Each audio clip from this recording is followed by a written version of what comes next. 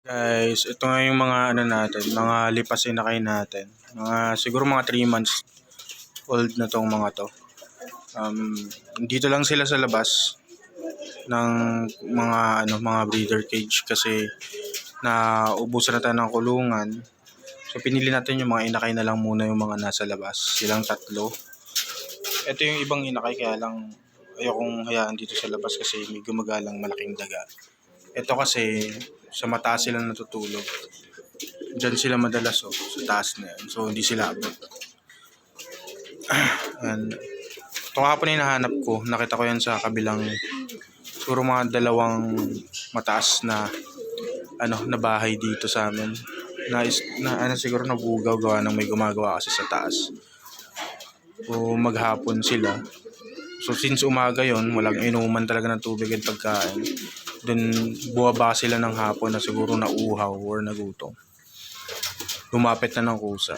So, binaba natin sila rito, ayun. Sobrang uhaw nila. Ito magkapatid to, Danlace. Deformed yung niya, yung lace niya. Nung bata to akala namin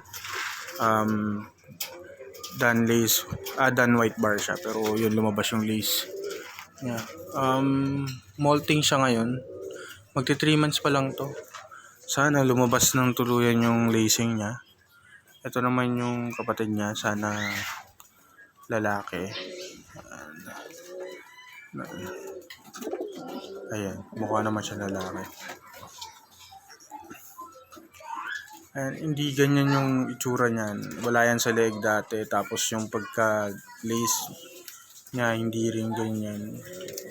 Medyo dark. Pero yan nga, medyo nagiging light na siya. Ito naman yung anak ng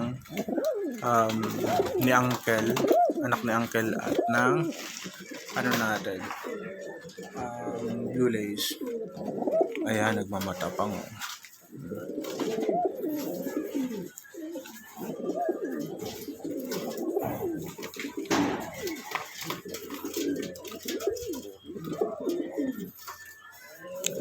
Pakain muna tayo guys.